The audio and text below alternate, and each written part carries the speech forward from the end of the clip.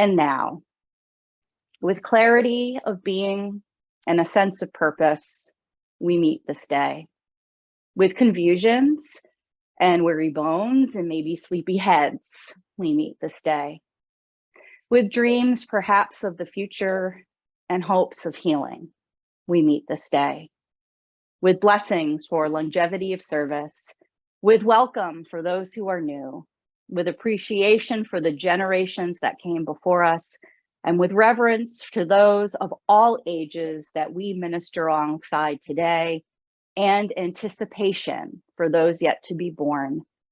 With gratitude for all of these, we meet this day.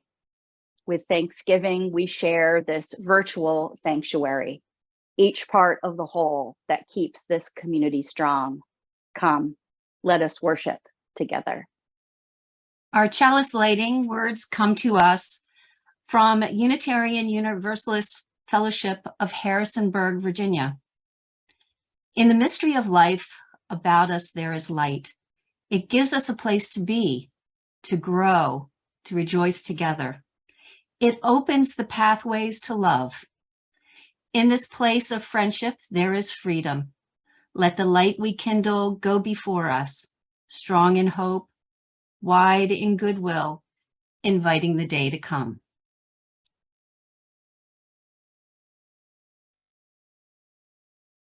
Good morning.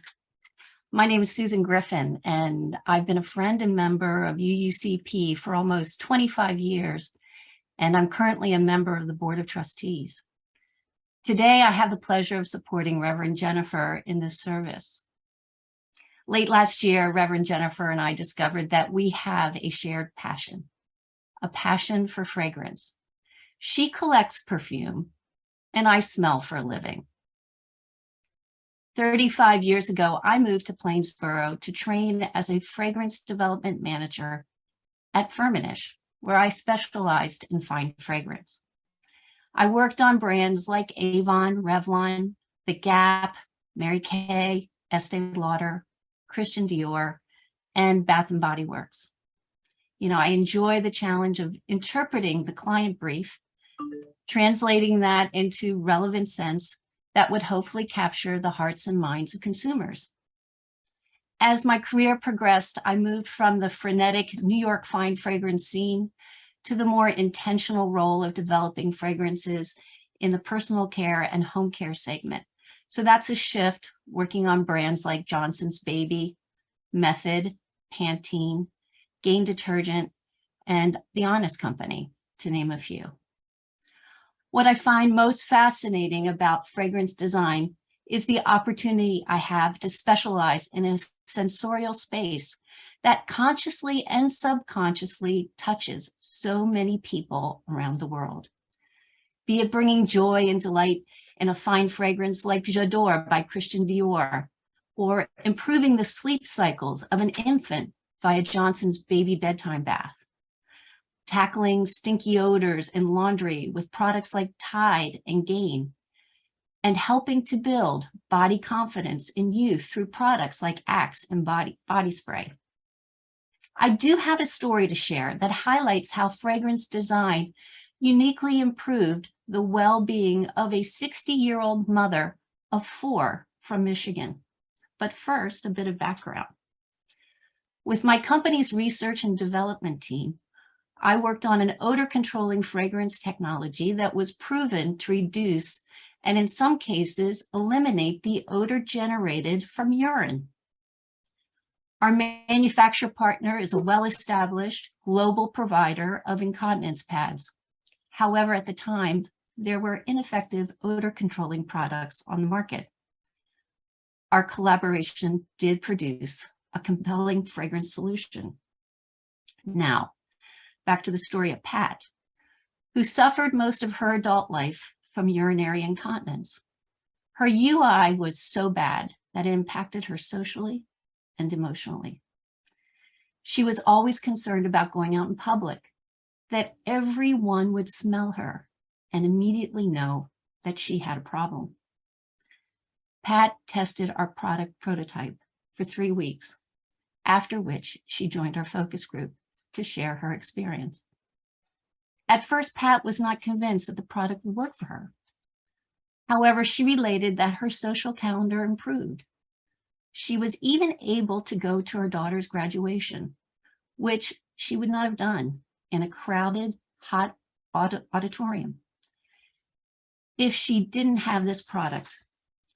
This, of course, was a very positive testimonial, but the real evidence of how fragrance had improved her well-being was what she relayed by her husband's reaction.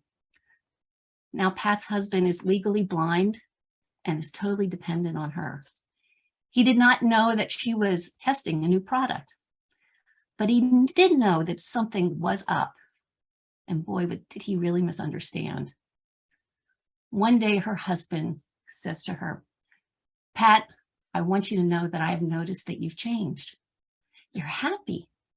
You're singing around the house, going out in the evenings, and I understand how taking care of me day in and day out can be demanding and hard.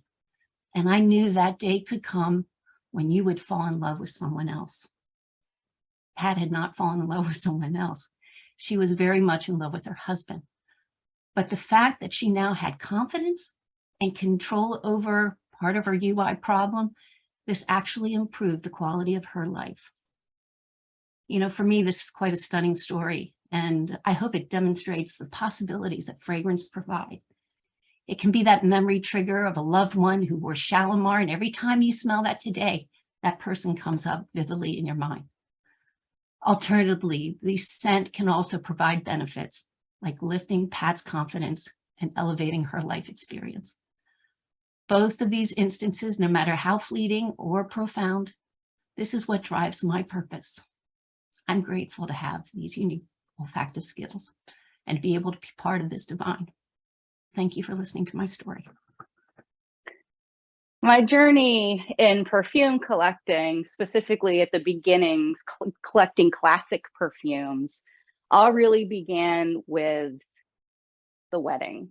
Now, I've always enjoyed perfumes. I was very excited as a young teen when I was allowed to wear my first fragrance for the first time. It was called Love's Baby Soft, some might remember. My mid-teens, my first bottle of designer perfume was gifted to me by a boyfriend. It was Estee Lauder's Beautiful. I'm a Gen Xer, so I wore the very popular CK1 at the time of its height and popularity. And in my early adulthood, propelled by my love of all things Audrey Hepburn, including the fashion designer for whom she was a muse, Givenchy, I wore that brand's perfume, which was called Armorige. And I've learned that Armorige was one of the first perfumes created by Dominic Ropian, which you may or may not know. I know Susan knows that name. He's a master perfumer, and he also helped create two of my favorite, what I consider modern classic perfumes, Terry Mugler's Alien and Victor and Rolf's Flower Bomb. Now, it really doesn't matter, these lists of whether or not you know what these perfumes are or are not. They're significant only because I can measure my life by what perfume I was wearing at that time, that year, maybe that decade, which was, but not always, often what was kind of touted in that given year, which you could find on the department store counter. But things were different when I was getting prepared to get married. As I approached that significant date, I wanted something not only unique for the day itself, but also something that had stood the test of time.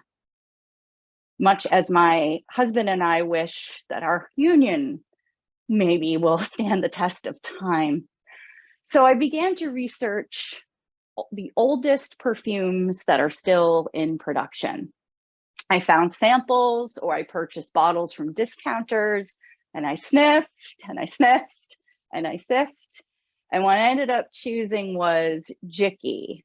It's a perfume first formulated in 1889 by Ami Guerlain. Some of you might be familiar with Guerlain's popular perfume that Susan mentioned earlier called Shalimar. Jicky is considered one of the very first modern perfumes. And by that, we mean it's one of the first to use synthetically extracted molecules. It was one of the first to be marketed as unisex. And unlike most perfumes until that point, it wasn't looking to simply replicate one or two notes of something of which was already familiar. For example, it wasn't just trying to smell like a rose or lavender. It was a collection of lavender and some other things. And according to Luca Turin and Tanya Sanchez's book, The Little Book of Perfumes, Jiki was brave. It was bold. It was the first perfume, they say, designed to stir emotions rather than just recall flowers. It was designed to stir emotions. From its beginning, fragrance use has been revered for its evocative power. I recently got a crash course in the history of perfume from Sabine de Tcharner. She is a colleague of Susan. Some of you may know her as well. She was involved with this congregation some time ago. She shared that parfum from the Latin means through the means of smoke. And this is because the ancients, particularly the Egyptians, used to burn resins as a way of communicating with the gods, helping to ensure in part their protection. They also used aromatics in every religious ritual, including embalmment, and it was found that they created individual fragrance formulas, a scent for each of their gods. In some additional research, I found lists of some of these ingredients in these Egyptian perfumes. One based on lily, myrrh, cinnamon, another based on henna and cardamom, cinnamon, myrrh, and southernwood, and one of myrrh and cassia with assorted gums and resins. Now, some of these materials were homegrown and others from trade with the Middle East, Arabia, India, and Ethiopia. The book of Exodus gives testimony of the use of perfume as sacred offerings in the Jewish religion. And in Psalm 45, which commemorates a royal wedding, it is written, "Your God has chosen to anoint you with oil of gladness over all your peers, all your robes with myrrh and aloes and cassia." This description of the pomp and ceremony of the wedding, anointing, as it was used as a central ritual of kingship, is an example of how precious these resins were. The Magi, we are told, brought to the newborn Jesus, their holy king, frankincense and gold and myrrh, all of those things equal in value in terms of trade. That is how precious that fragrance material was. And I like to imagine those items in part may have been used as currency to sustain that young family, perhaps in trade for food and shelter on their way to Egypt after they were forced to flee Bethlehem. And the Bible also tells us that when Jesus was older and was teaching and preaching, he was anointed with fragrant oils. A reminder both that the light of the world, as his followers would come to know and call him, was precious and was embodied. He was embodied and was of senses to experience that anointment. Incense continues to be used in worship in Christian services, particularly in Eastern Christian churches, sometimes in Roman Catholic, and even in some Anglican and Lutheran churches. To the Orthodox, incense can represent prayers rising to heaven. We know that incense is also used in Buddhism, in Taoism, in Shintoism. In Buddhism, burning incense might be a way to show respect, to purify the space, to aid one's mind in meditation. In Hinduism, incense or sandalwood is offered in almost all rituals, often placing the sticks or cones before images of the deities. It's said incense purifies the atmosphere, dispelling negative energy, and symbolizes prayers rising up to God with the rising smoke. Indigenous Native American traditions have burned herbs as a part of spiritual practice to purify air and shift energy. I have learned that sage is used to dispel negative energy, cedar used for an overall blessing. Sweetgrass is said to draw in positive energy. Native elders have taught that the smoke created in this burning connects the physical plane to the realm of the sacred, as well as connecting with thousands of years of prayer and ceremony. Now, rest assured, this service is not a campaign to introduce incense or perfumes either into our in-person regular Sunday services or to say that we will do that, virtually. I'm not mailing out incense sticks, although please bring them if you like them yourself. I have dear people in my life that are very sensitive or allergic to fragrance, and I respect that we don't all aren't all either able or do appreciate in the same way, which is why, as much as I love perfume for myself, I wear very little to none here at the congregation in respect of that. Our Zoom gatherings, entirely different story. I'm probably layered with it. In fact, the best part of the COVID lockdown for me was I could wear perfume all day, every day. But I think it is important to lift up, as we're talking about the senses and the ways that we experience the world, that they're not all the same, right?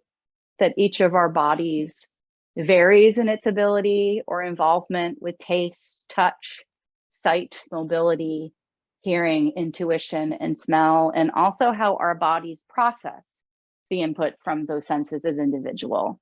What's comfortable for one person may not be to another, and vice versa. We honor and respect that in this discussion and lifting up of this one particular sense. And yet at the same time, we are embodied and we use the senses that we do have to experience this world. And from our earliest individual and community spiritual practices, we have stimulated our senses in all different ways in order to evoke a sense of connection to that great mystery that some of us might know as God. Our Unitarian Universalist living tradition affirms a source of our wisdom is direct experience of that transcending mystery and wonder affirmed in all cultures, which moves us to a renewal of the spirit and an openness to the forces which create and uphold life. Direct experience of that transcending mystery and wonder that can come about in some different ways. For those of you that know our building, and for those of you that may not have been, but I'll share a little bit about it, this congregation chose to wrap its worship and communal spaces in windows. We have large expanses of windows that let us look out to the outside. So even while we are sheltered, we might remain connected to nature surrounding us.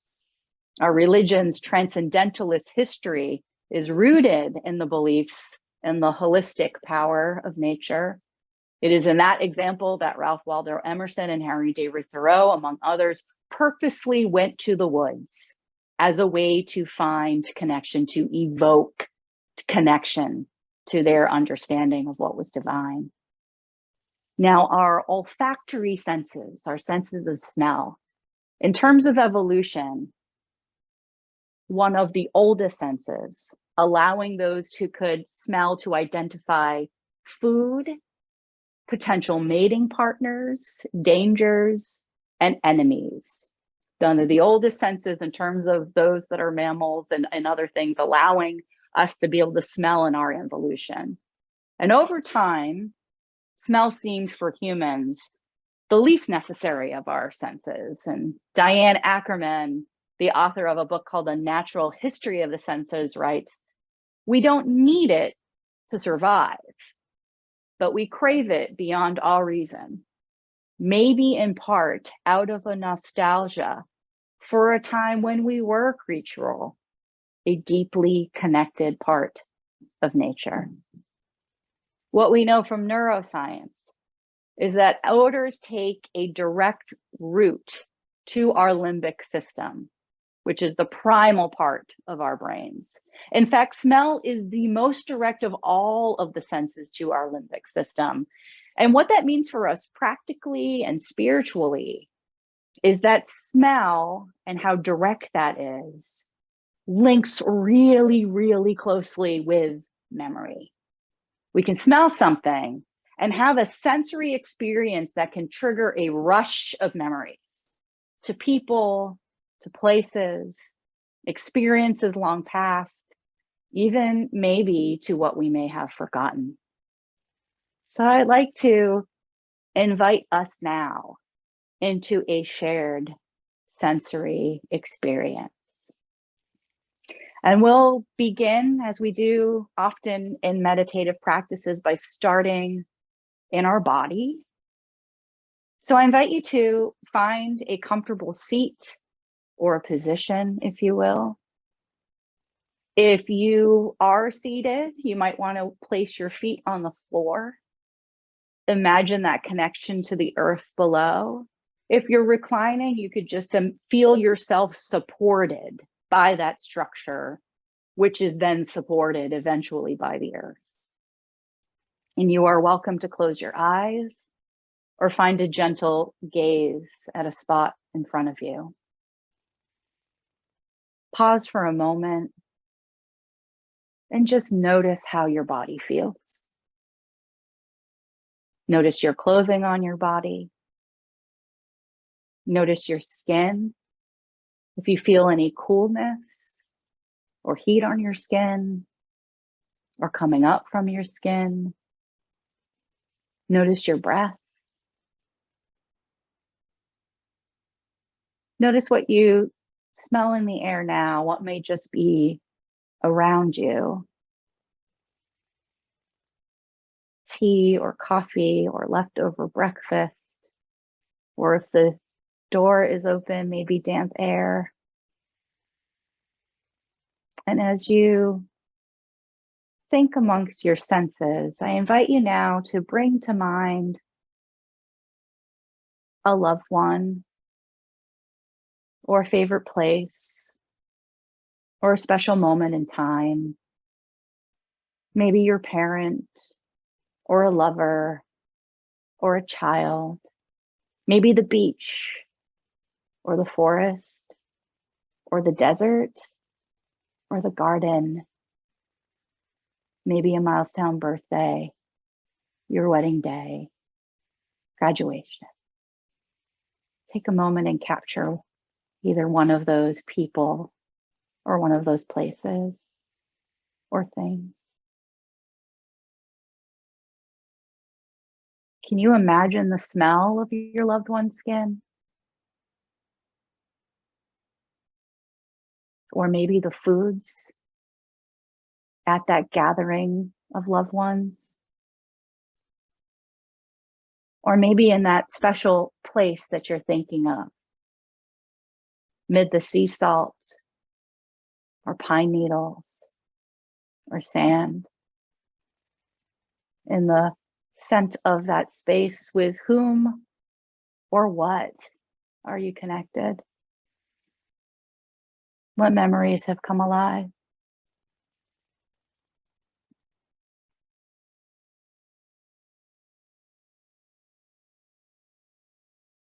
I invite you to think maybe of the scent or a word or a sharing that as we come out of our worship time together and into a time of fellowship, if you'd like to be able to put it into the chat or share it with one another, you can do so then. That way we can honor that place or person or experience or that scent that you are associating with them with love and with care. As we come to the close of this meditation, if you've drifted off to another place or point in time, I invite you to feel yourself again in your body.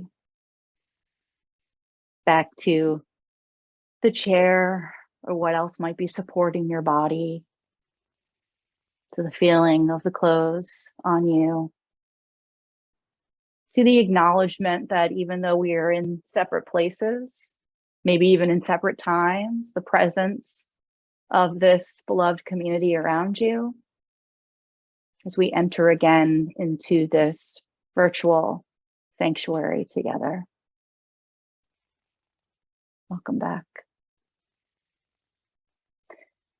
Now, I have found as I continue to delight in and learn more about perfumes, now niche perfumes, that there are perfume houses that create fragrances inspired by or meant to replicate places or moments in time.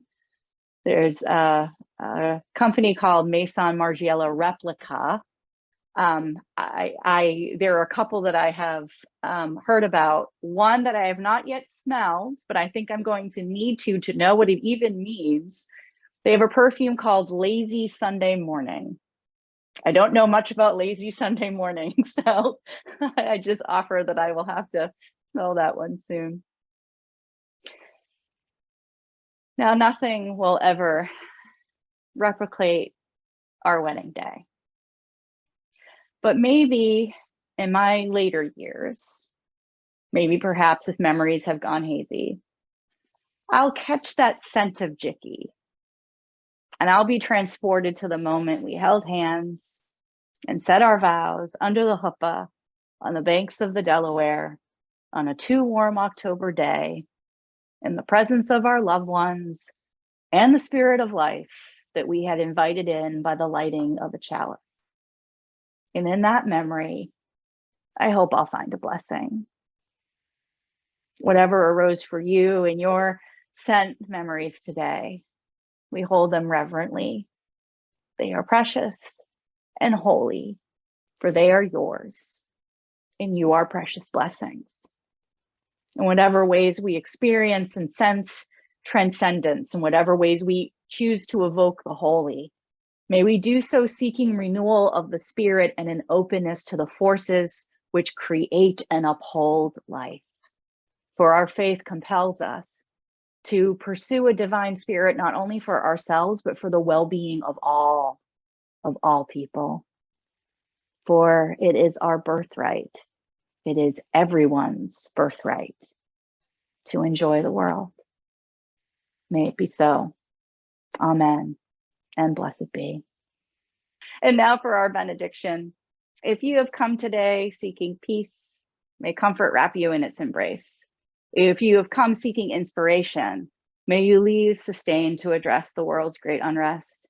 Go forth from here trusting in your worth and the value and dignity of all beings, of which we are connected in the mystery and wonder of abiding love. Amen. And blessed be.